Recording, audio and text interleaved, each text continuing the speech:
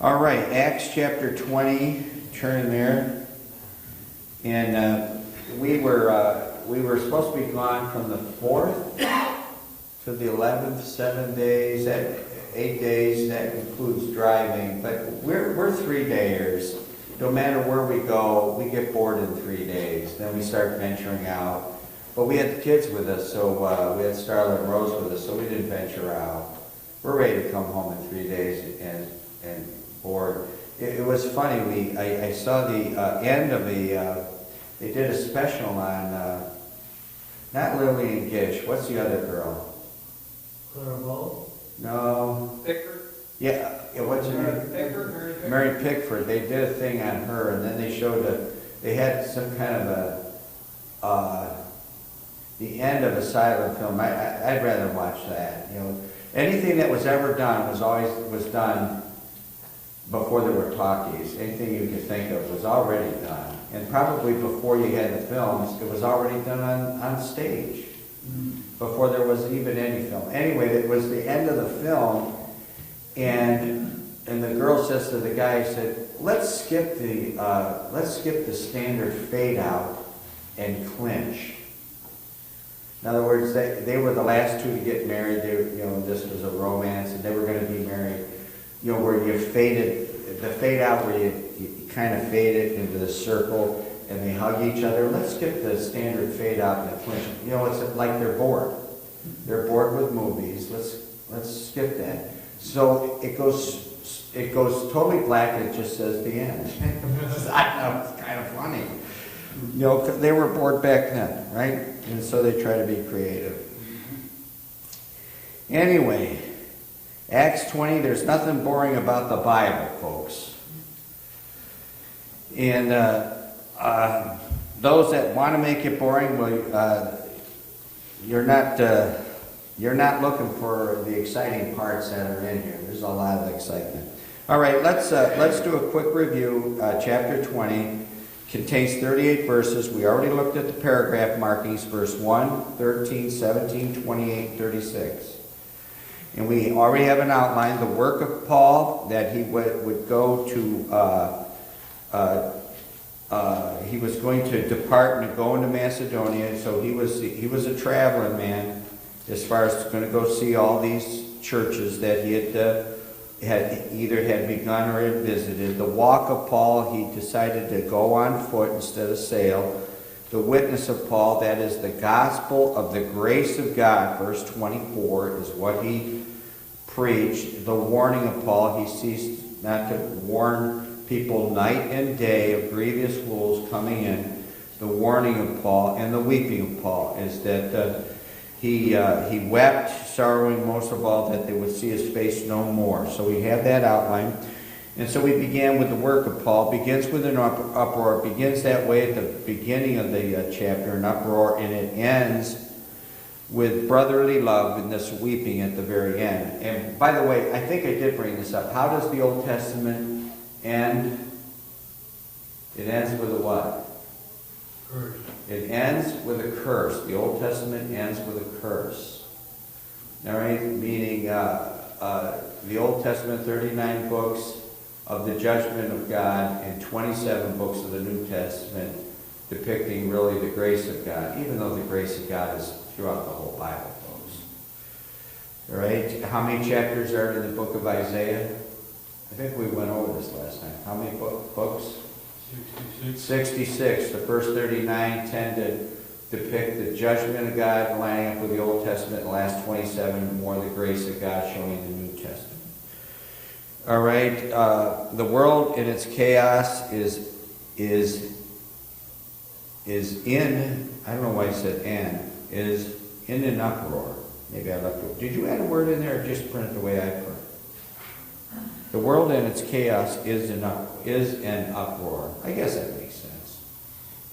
I have begins with an uproar and ends with brotherly love. That's the first point. And its chaos is in uproar. Or so you did say like, yeah, well, okay, so it's chaotic, it's always in an uproar. The election on Tuesday, we were gone 2 years for the election in Hilton Head for the election of, when Donald Trump and Hillary ran. And we were gone, obviously, this election, midterm. In your estimation, who won, the Republicans or the Democrats? Split decision, or who came away with the victory? Republicans or Democrats? And there's no right or wrong answer. They came out on top of the House. Yeah, no doubt about it. In Ohio, it was pure Republican. It was a Republican victory. I want to, instead of looking at it, I want to look at it nationally. Who came out ahead? Nationally. Split decision or not? Kind of a split decision. And I think Trump wants to say, well, he's glad that Democrats won. He can work with them. He's a negotiator. Whatever he said. Well, somebody said the difference. Here's the difference. When the Republicans win, so let's say it's a Democratic win, the split decision. They win the House, but they say really the real winner is in the Senate. But let's say it is a split decision, or they win the House, and that is now not a Republican victory, it's a Democratic victory. Let's say it's a Democratic victory. What's the main difference between when the Republicans win 2 years ago and the Democrats win?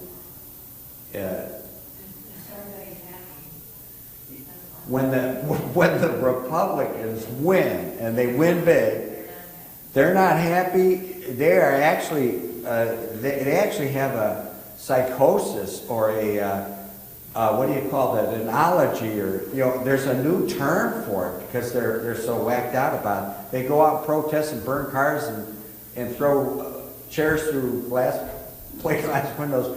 The next day, the Republicans don't lay out in the middle of the street blocking traffic and, oh well, so what, we lost. Life goes on, folks. Life goes on. Whichever side you're on, life is, there are more important things. And in the end, whatever happened probably isn't going to affect you too much anyway. Life goes on. That's the main distance. I mean, these people actually get sick about it. All right? I mean, we didn't throw ourselves out in the street and just and weep over it. I mean, hey, it is what it is. Right? It is what it is. And I brought that up because of the uproar. The world can be in an uproar. What happened? Where's the mass shooting? While we were gone. Usually when you're gone, there's always some big mass shooting. I mean, we would be gone. Let's say it was 1964, 65. What happened then in the middle of the summer? Well, riots. You had Watts. Watts, yeah. You had Huff, Watts. Was there another one? Collinwood? Yeah, the, What? Glenville. Huff riots. I called that, is that Huff? Is that one of the same thing? Hollywood, they're different. Okay, I call it Huff. That's two different neighborhoods. Oh, that's two different things. But you got Watts. The Democratic, that was in the 60s. The Democratic Convention was riots. Yeah, 68. That was 68. You had the governor of Alabama getting shot. You had That was 68. Wallace got shot. You got Kennedy got shot. 68. That's the brother. Was he the Attorney General? Well, at that time he was senator of New York State, but he was attorney general under his brother's administration. Now, what was he killed? Yeah. Kennedy was killed. Both of them were killed. And then who got shot by Sirhan Sirhan? That's him. All right, Sirhan Sirhan. Oh, and then King is shot. Malcolm X. That was an internal Muslim thing, man, when they got Malcolm X. Yeah, because he turned into, I think they made him out to be a turncoat, didn't they? I didn't know the story back then. I didn't follow it. And you think, and there's the conspirator. He thinks the government's involved in it. I don't know, but it just shows that the world is in an uproar. And so, what happened this past week? Was that in California? Yeah, It was in LA. You got, the guy goes in, and he's a regular customer. I think I overheard, I didn't follow it. I thought I heard he was a Marine, yeah. and he went in there shooting it up. And by the way, let's clear this up about music. We don't have our music experts. Is that actually country music? No. That is not country music, folks. This is a what? It's not a fork. This is not a fork. Now you Spoon. can think it's a fork, It's a spoon. but it's or a spoon.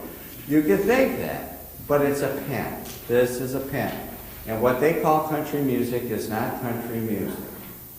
Or what they call rock and roll is not rock and roll. You can call it whatever you want, but it isn't what people call it. All right. Noise. It's noise. A lot of noise. All right. But the world is in an uproar. And folks, we as Christians need not be in an uproar. We need not be in an uproar. Jesus was rarely upset about anything. Paul's travels. Ephesus to Macedonia, verse 1. Macedonia to Greece, verse 2. Greece to Macedonia, verse 3. And Macedonia to Troas, verses 4 through 6. So it traces his steps. By the way, are your steps traced? Is there a verse about that? There's a verse for everything, folks. A good man's steps are, I think, Ordered by the Lord. ordered by the Lord. A good man's steps are ordered by the Lord. So every step, each step I take, right, as the song goes, it is ordered by the Lord. He knows every step you're going to take. And talking to Dana, I said, well, my mother's one day closer. She's going to be 99. And then Dana said, we're one day closer ourselves, right? Somebody wrote, I think it's Peter S. Ruckman, and to say that he invented it doesn't mean he invented it. His life is basically a long funeral march. The day you're born, you're marching to your grave. And men fight for property and real estate, and every man, no matter how rich or how poor you are, own the same amount of real estate at the very end. It's about 4 feet wide, 8 feet long, and 6 feet deep. Right? That's all you end up owning. Right? If you have more than that, then you enjoy a little bit of it along the way, but in the end you relinquish it, and that's the only property you own, is when it's all over. Paul's ministry after Ephesus, Paul went about encouraging the churches.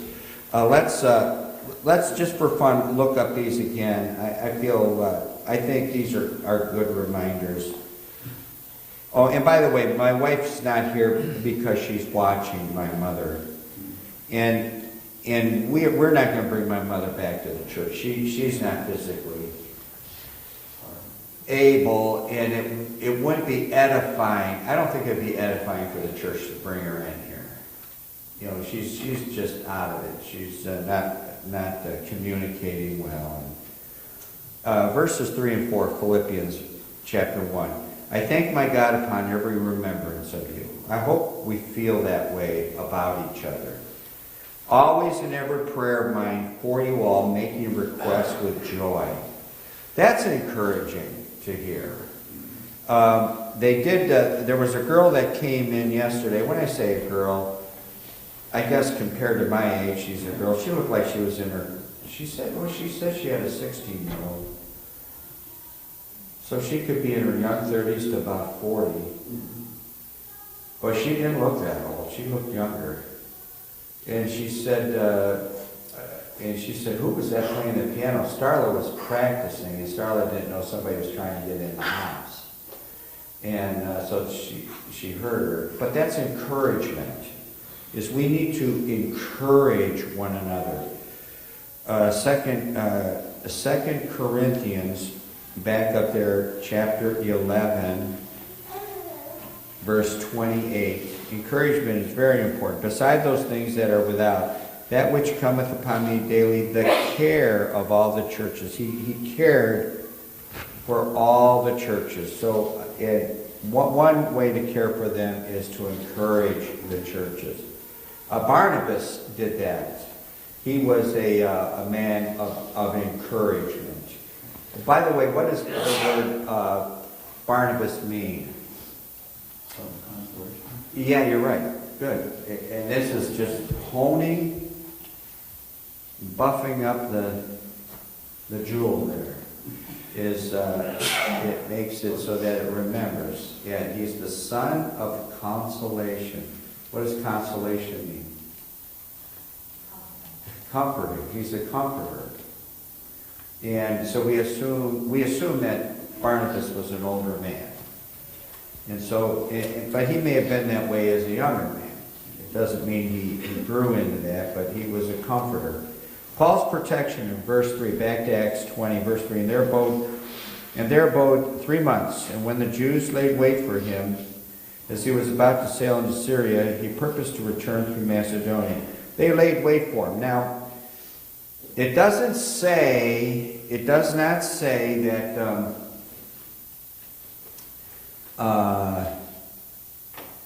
it doesn't say he foreknew the danger, but he had a change in heart. He was about to sail, and he had a change in heart and sailed elsewhere. It doesn't say he foreknew the danger, but the Holy Spirit obviously does, and he may have redirected his steps to protect them. Acts 19. We can look at that.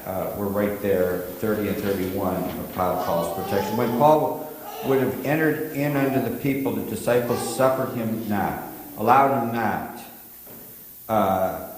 The disciples did, and certain of the chief of Asia. So lost and saved Paul said, better not go in there. And so Paul was protected. All right, when we left on,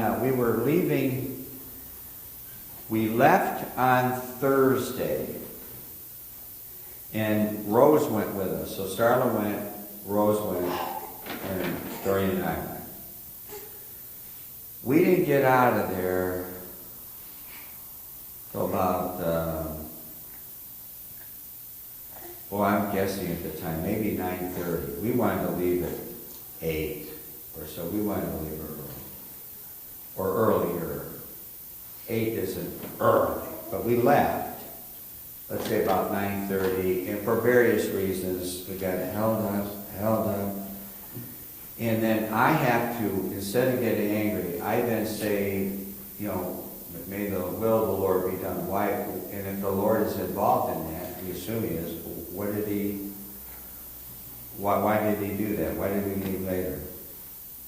Because something might have happened along the way. Situation changed. I could have hit a deer. I could have had an accident. We got all the way, we used to, when all the kids are in the car, most of the time we don't even make it out of Sagamore Hills, our hometown, before somebody has to go to the bathroom. Right? Isn't that how it works? We got all the way to Route 8, where it turned into the freeway, and Doreen said, "Oh, I forgot the money." She forgot the money. So we had to do a U-turn, and then we went back to the house. She got the money, and it was raining then. That was the only rain we really had, was leaving town. Half a day we had rain going down there, that was the worst of it. Otherwise, we had great weather all the way. And so we went back, so we were delayed another hour. And so now it really confirms the fact that there was going to be an accident on 77 someplace, Cambridge or someplace, that we were to avoid. So on the way home, we had the clicker. She's got the phone, and it's got the Google thing that says, "Hi, turn left," And to get out of Myrtle Beach, to get back to the freeway, as soon as you hit 77, you're home. Because that's Route 8. It just goes a mile and a half from our house. Right. And we're home. So we got to 77, And I said, well, turn that thing off. I don't want to listen to her anymore. But she didn't, and she still had it logged in for the city we were going to, which we were already in. Huh? And so we're on 77 North, and there was no signs now, and the road looked like it just got paved, and the girl said, exit, stage right. You know? It said exit. And there was a sign that said 77, and the top of the sign was covered over like with a detour sign, and it said 77 to exit. And I said, well, this must be a detour. She said, no, I think you should go straight. We should have gone straight.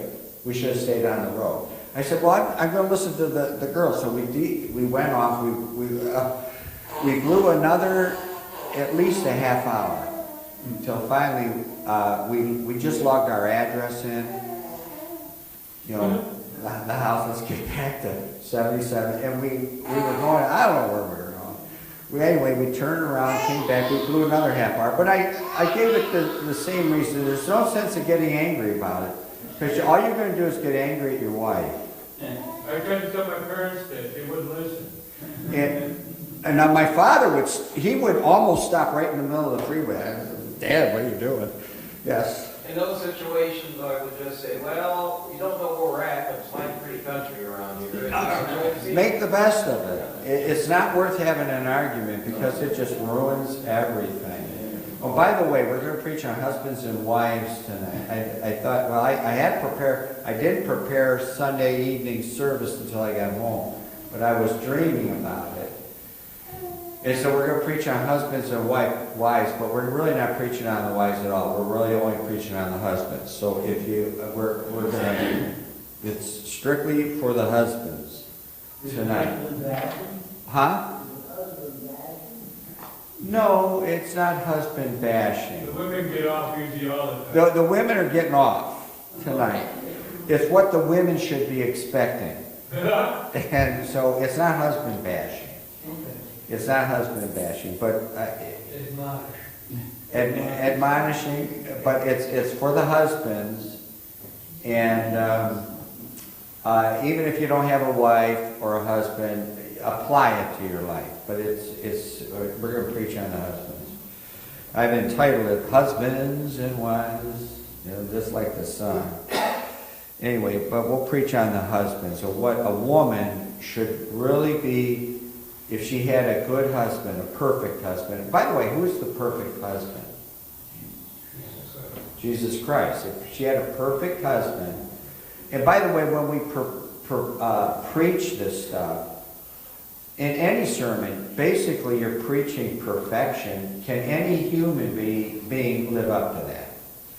So whenever you feel real guilty, I feel really guilty, always remember perfection is being preached, and it's something that is the goal. We are not to be like this person or that person. The main goal is to always be like Christ.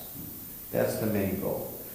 All right, so Paul's protection is that the Holy Spirit will protect us, you and me, and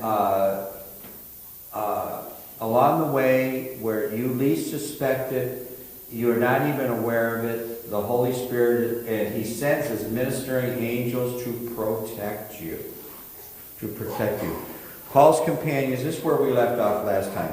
Sopater, just be glad you don't have any of these names. Sopater, Aristarchus, Secundus, Gaius, Timotheus, Tychicus, and Trophimus of Asia.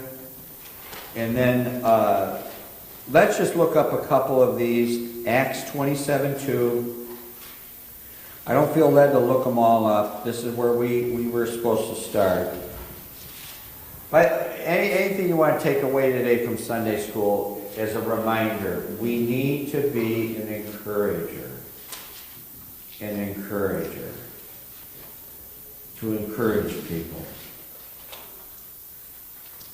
Entering into the ship of Adramyttium, we launched me into sail with the the name one Aristarchus. His name shows up there. We'll try to take these in order. Romans 16. Romans 16.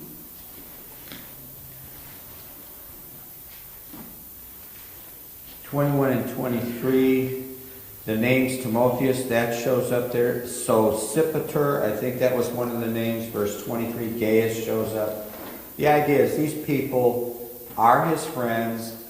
They do show up. And so I would assume the same is true with Colossians 4, Ephesians 6, 2 Timothy 4, and Titus 3. So we're going to skip those verses, just showing that those men that he brings up there show up as part of the group that he had.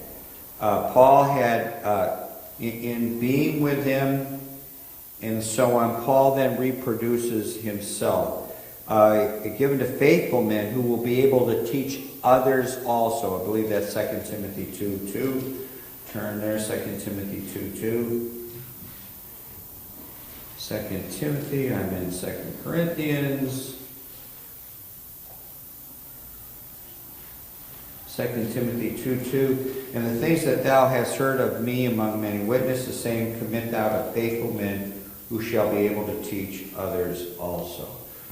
All right, and by the way, do we learn it all at one time?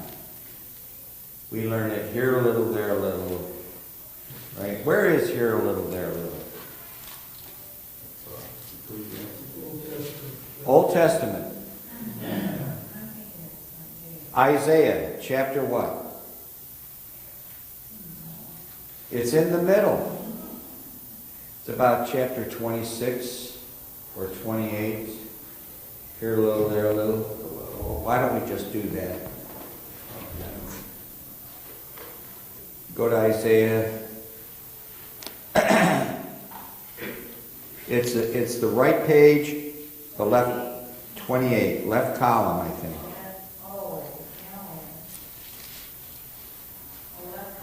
Yeah, right page, left column. Yeah, here a little, there a little. Verse 10, precept upon precept. It says it again, precept upon line, here a little, there a little, in verses 10 and 13. All right? It's, how many meals do Americans eat a day? Too many. 4. How many? Not Baptists. Not Baptists. How many? One? All day long. Oh, all day long? They're grazing all day long. Well, breakfast, lunch, and supper. And then if you're Baptist, it's 5 meals a day. Right? It's overeating it and so on. But you don't eat it all in one sitting. You don't, in churches, and that's the way church is. People walk into church and they are broken. Are they going to get cured the moment they walk in? They should hear the cure. What is the cure? Jesus Christ. He's the cure. But it takes a lifetime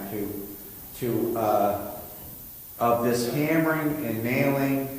And remember, the temple is erected on site, but off site. What's happening to the temple? Off site, not on site, not on the Temple Mount. Pardon? It's a prefab. So we are off site. This is off site when you're getting notched, you're getting drilled, you're getting shaped, you're getting cut. We are off-site, and then once you go on to the other side, you are made then to fit in. It's already then prefabbed and it fits in. All right. So he reproduces himself. Back to Acts 20, verses 5 and 6. It says here these going before tarried for us at Troas. Verse 6, and we. In looking at the pronouns, us and we, it shows that Luke has rejoined Paul at Troas. He rejoins the group. Because Luke is the author of Acts. Acts 1:1. By the way, what is the name of the person, without going there, what is the name of the person that Luke is writing to? Yeah. Theophilus. Yes, you're right.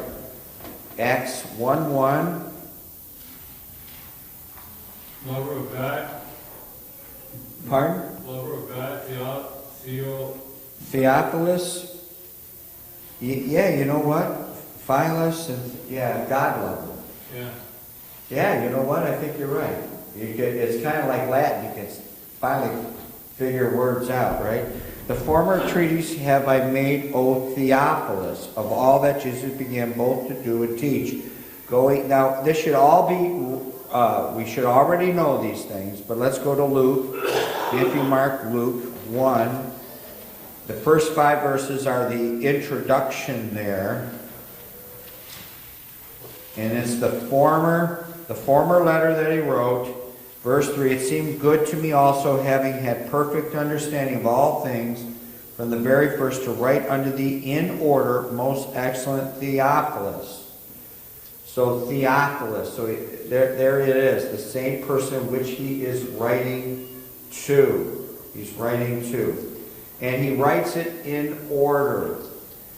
Do things, when you read Matthew, Mark, Luke, and John, do there appear to be things that are out of order? There appears to be things that are out of order. But we assume Luke is writing the events in order. So you go to Luke to get it in its chronological order, where Matthew, Mark, and John could appear at times to be out of order. It's kind of like this. When you go to the saying above the cross, does Matthew, Mark, Luke, and John all say the same thing about what was above the cross? It does not.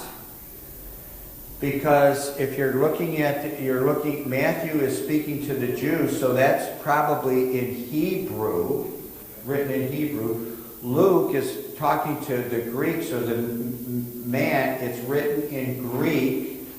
That would be Luke. That would be Luke as a man. And in Mark, as a slave, he's writing to the Romans. So the Romans have written it in what? In Latin. And so those that are quoting it in the language that they can read. You and I don't read Latin or Greek or Hebrew. And so that's how you can say that is the author of the book is reading. All of those inscriptions are above the Lord, but they're reading the one that they're able to read. They're not reading the one that they cannot read. All right, so we can pick those things and figure those things out. Verse 7. And upon the first day of the week. What is the first day of the week? You said Thursday? Somebody said. I thought somebody said Sunday. It's Sunday. What is the last day of the week? Then is Saturday. One thing I got at my mother's house, I got it's a little thing, it fits in a holder, and it's got these cards in there. It's a complete calendar. Forever. Perpetual. Pardon? Perpetual. Have you ever seen a perpetual calendar? Now, it's only this big. It's only this tall. I have never seen a perpetual calendar. All calendars are good every 6 years. It would be every 6 years or every 7th year. So I looked and I said, well, wait a minute. This is only good for 4 years. Because it only starts on the first is on a Monday, the first is on a Tuesday, this one, the first is on a Thursday, the first is on a Saturday of the month. Well, then as I flipped them over, they had the other days where the first is on Sunday, Monday, Tuesday, Wednesday, Thursday, so that would be 7 different ones of those. seven different, 12 different months. It's a perpetual calendar. You can turn it, doesn't matter what year it is. It's only 10 cards, and you can always tell the date. So you set it up in your office. Let's say it was in an office. You could set it there, and you don't need to hang a new calendar up there. It's right there. You don't need your phone. And I said, well, there it is. What do we need all this other stuff for? There it is. It's all done. It's an antique. It looks like it came from 1930. But there it was. You've seen a perpetual calendar? Yeah, World Almanac has it. Oh, they have them? Yeah. That you can buy, Right in the almanac. There's like- or it's in the It's almanac? in the almanac. There's only like 13 calendars because you have to account for leap years and whatever. Right, now I don't know if this counts for leap year. I'm not sure it does. Yeah. But it's a perpetual calendar. I've never seen one before. And why did I bring that up? Oh, the first day of the week. Sunday, they met on Sunday to break bread. Let's pick it up there next week. It is not communion. This is not communion. In here, if you look here, they broke bread in verse 7, and they broke bread in verse 11. Verse 7 and verse 11. If it's a meal, what two meals are they? Knowing the story, the guy falls out of the window at midnight, is killed, Paul raises him from the dead. What two meals are they? It's not in your notes, I added it. It is? It isn't. Oh, it is?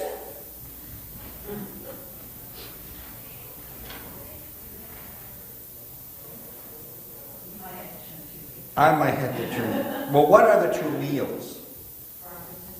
It's dinner and breakfast. Exactly. All right, Father, bless now the preaching and follow. Christ's name. Amen.